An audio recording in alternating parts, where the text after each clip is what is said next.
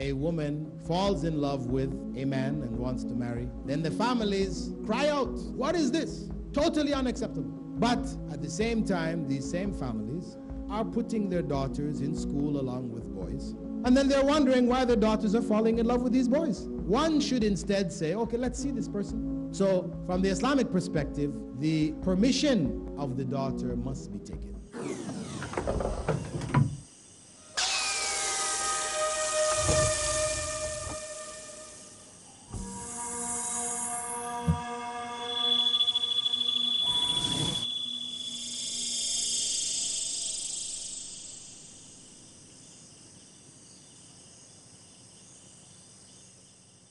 The Kaabah, the direction in which Muslims worship in Mecca, is not an object of worship. And it is not an intermediary through which we worship God. Because it is possible to go to Mecca and worship inside of the Kaabah. And nobody who has an idol who he worships to will climb inside of his idol and start worshiping. Because if he does, then he's no longer worshiping his idol. He's somewhere else. He's going outside of the idol. So his worship, those who are involved in worship through idols, they will always have to have that idol visualized in front of them. They work through the idol, either in a picture or in the form of a statue or a human being or whatever. But nobody, it would be considered sacrilegious to go inside of the idol to worship. So from an Islamic perspective, the Kaaba is only a direction of worship. It focuses the direction for the organization of prayer. So people and mosques are lined up in that direction all over the world, which would appear, if one were to rise above the earth, as concentric circles from Mecca over the rest of the earth. So it's only a direction of worship. In fact, the Kaaba was broken down at one point in time. And the Prophet, may God's peace and blessing be upon him, informed us that in the future, it will be broken down again. As one of the signs of the last day, an individual will come, an Ethiopian will come, and he will smash it. It will be broken down. But worship will not cease. Worship will not cease. We do not have to have a picture of the Kaaba to worship. So it is only for the organization of worship and not an object of worship or an intermediary through which we worship. The other point concerning God in Islam, Allah, is that the term Allah, we do not necessarily hold to be the name of God in the sense that all other names are illegitimate. Allah is an Arabic term. So the Semitic languages, the ancient among them, whether it's Aramaic or Syriac or Amharic, etc., these ancient Semitic languages all refer to God as Allah. But if one finds, as I found when I visited Korea some years back, that the name which the Koreans had for God, Hanonim, which was the name they used before Christianity came there and before even Buddhism arrived there. It referred to God with attributes very similar to the attributes as God is described in Islam. Then we would have to say that obviously the prophet who would have been sent there, because from Islamic beliefs prophets were sent to all nations and tribes, that the prophet communicating the teachings of Islam to those people would have communicated it in their own language. As Allah said in the Quran that He only sent prophets speaking the language of the people, because the duty of the prophet is to convey. So that quite conceivably is a legitimate name for God. The only thing that we reject is where these names contain other meanings. Those other meanings we reject. But the pure meaning of God being the creator, sustainer of the universe, who is unique in his attributes, this is God, Allah, in whatever language you express it. The other point of misconception, and this arises amongst Christians with regards to Muslims because of that historic struggle known as the Crusades, is that Muslims reject Jesus. And of course, when one goes to the Quran, the basic scripture of Islam, one finds otherwise. In fact, Jesus' name is mentioned more often in the Quran than Muhammad's. May God's peace and blessings be on both of them. It's not to say that Jesus is mentioned more times in the Quran than Muhammad. May God's peace and blessings be upon them. But that by name, Jesus is mentioned more often. In fact, we even have a chapter of the Quran named Maryam, Mary, the mother of Jesus. So, it is not true that Muslims reject Jesus, but they reject the concept of Jesus being God. This is what is rejected. The concept of Jesus being God or the Son of God. Son of God, which in Christian theology, in essence, means that Jesus was God. God became man and dwelt among men. This is what is rejected by Muslims. But the virgin birth of Jesus, which today many Christian theologians amongst the Protestants are rejecting. You have many today who question and reject even Jesus' virgin birth. For Muslims, it is a point of belief. If a Muslim denies that Jesus was born from a virgin, he or she who denies it denies Islam, because they're denying the clear text of the Quran. So it is a point of faith for Muslims to believe in the virgin birth of Jesus. However, virgin birth from an Islamic perspective does not elevate Jesus to godhood, does not give him any aspect of divinity, because birth is a quality of creation, not the creator. Because once you're talking about birth, whether it's virgin or otherwise, you're talking about creation. You're no longer talking about God. So virgin birth does not indicate divinity. It's not evidence for divinity. As Allah in the Quran himself states that the example of Jesus is that of Adam. Jesus is like Adam. Allah created them by the command, be, and they were. That is the bottom line. And we look at Jesus' creation by the Virgin Mary as being a completion of the modes by which human beings were created. There are 4 basic modes. Until the birth of Jesus, 3 existed. Human beings created without fathers or mothers. That was Adam. A human being created without a mother. That was Eve. Human beings created with fathers and mothers. That's humankind. And Jesus, a human being created without a father. This is only a completion of the modes of creation. Allah can create us as He wishes. A man, a mission, a world-renowned orator on Islam and comparative religion. He dedicated more than 5 decades of his life for dawah.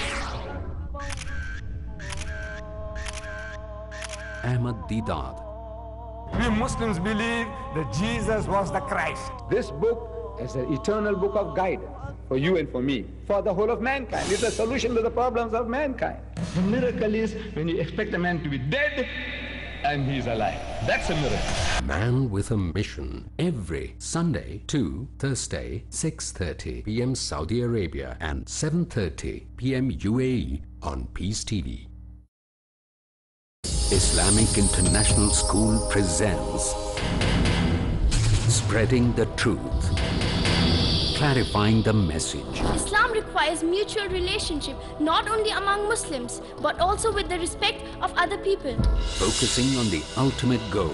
We are not going to stay here forever, but our real home is Jannah. Treading the path of real success. Every Muslim should remember the justice of Islam. Watch presentations by the young orators of Islamic International School. I stand before you Maryam Armar, Saad Siddiqui, Ammar Allahpur, Tasneem Dahl, Misbah Sayyad, Sara Noori and Farik Naik. Dua is a supplication. Obey Allah and obey His Messenger.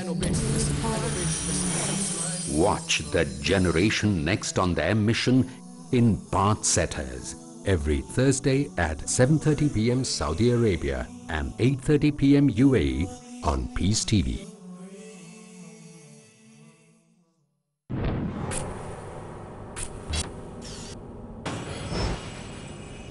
Courage it takes to stand up for what you believe in.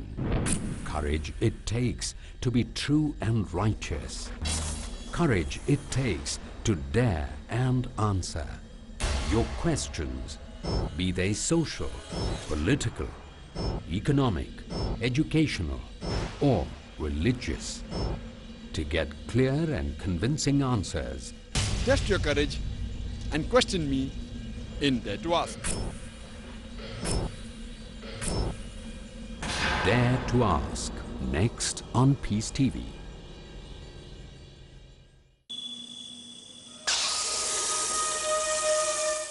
The other misconception concerning Islam in terms of its beliefs is that Muslims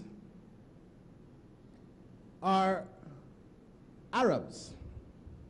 Of course, in India, this is not so much of a misconception because Muslims are living right next to the rest of the population and they realize that these people converted.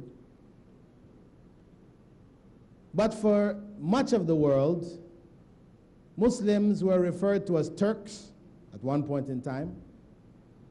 And in general today, as a result of media propaganda, Muslims are looked at as Arabs. So many Westerners think that Islam is concentrated in the Arab countries. However, we know that the largest Muslim country today is that of Indonesia. Over 200 million Muslims, and they're not Arabs. So, in fact, when you add up the Arabs with regards to the rest of the Muslims, they're only some 20–25% of the totality of Muslims. So, Arab and Islam are not synonymous. And this is something which came also out of the era of the PLO activities where terrorism was being attributed to Muslims, Arab names were used, Arabs, Islam, it became confused and deliberately confused in many cases, and this impression was given. So when people want to make cartoons, for example, about Muslims, they will use an Arab representative, having a big hooked nose and a gutra, as the Saudis wear. Usually this is how they want to depict Muslims. That's the general image that they will depict, a typical Arab from Arabia. With regards to practices, religious practices, one of the common expressions about Islam is that it was spread by the sword. And I know this idea is revived in India to a certain degree by certain elements, to give the impression that people became Muslims by force. However, the realities of India belie that. Muslims ruled India for how many hundreds of years, and the vast majority of Indians are not Muslims. If they were putting people to the sword, unless if they did not accept Islam, then you would not have found a non-Muslim in India. But this was not the case. Muslims ruled Spain for some 700 years also. And the vast majority of Spaniards did not become Muslims. Many did, but the vast majority did not. Where populations became Muslims en masse, this was by the choice of the people. Their lands were administrated by Muslims. In the expansion of Islam from Arabia, but people accepted Islam by choice in the vast majority of cases. I'm not saying that we may not find somewhere, somehow, sometime, an instance in history where somebody forced somebody, but as a teaching of Islam, it is rejected. Allah states very clearly in the second chapter of the Quran, La ikraha fi din, that there is no compulsion in religion. One cannot force anyone. So it is against the fundamental teachings. If somebody did it, they did it in error. The next most common misconception is that Muslims have 4 wives. Polygamy. You know, especially for myself in the West, whenever people find out you're a Muslim, the first thing they ask you about is this 4 wives. You know, why 4 wives? You know, this is the biggest issue. First and foremost, we have to clarify for those who have this idea that this is not something which Islam prescribes, meaning that every Muslim must have 4 wives. And actually, you might think, oh, nobody would think that. Yes, when I was in England about 6 months ago, I met one English brother who accepted Islam, you know, and he had told me that he had wanted to accept Islam sometime before, but he loved his wife, you see, as he said, you know, he said, I really love my wife, and I didn't want to marry anybody else. So he held back from accepting Islam, thinking that once he became a Muslim, he had to have 4 wives, right? So again, I mean, though it might seem quite funny to us, people have this misconception because Muslims are presented as having 4 wives. Now, what we have to point out for people is that having more than 1 wife is something which Islam did not invent. Islam did not bring polygamy onto the world scene when it did not exist before. Polygamy is a part of the history of mankind. You cannot find a corner of the earth in which the people have not practiced polygamy. And when I say polygamy, actually, the correct term is really polygyny. Because polygamy means having 1 wife, more than 1 wife, or more than 1 husband, right? And really, from an Islamic perspective, it's only having more than 1 wife. Having more than 1 husband is called polyandry. And this is something which rarely happened in the history of human beings. The vast majority of cases, 99.99%, wherever you go on the face of the earth, people have been practicing polygamy. Even in the societies, I mean, the basis of Western civilization is Greece and Rome, Greco-Roman culture. And in Greece and Rome, the law was monogamy. It's true, that was the law. But in Greece and Rome, the majority of the population were slaves. The majority of the population were slaves. And the slave master had free access to any of the slave women he wanted. So though he was officially married to 1, he was practicing polygamy. So even the so-called monogamy in the so-called monogamous societies, it didn't exist in the past. And it doesn't exist today in the present. In the West, which promotes itself as the upholders of monogamy, what we find in surveys taken in America is that well over 65% of American males have had sexual relations outside of marriage. Married people we're talking about. So what we find is that the majority are practicing polygamy. But it's called extramarital relations. They have another name for it, right? And by calling it extramarital relations, then one is not held responsible. You see, what happens is that women, especially the feminists, the feminist element, they look at polygamy as being the worst thing that could ever happen to women. And so they lead the frontal attack on Islam with this issue of polygamy. Polygamy is the oppression of women. But really, it is monogamy that is the oppression of women. Because monogamy is not in force anywhere. And men make the laws. This is reality. Human society, men have made the laws. We have had a few women pop up here and there, Cleopatra, Indira Gandhi, others around the world, popping up for minutes. But who really ran the show? The men behind them. And men have made the laws. So this monogamy, which is instituted legally by males, is not to the advantage of females.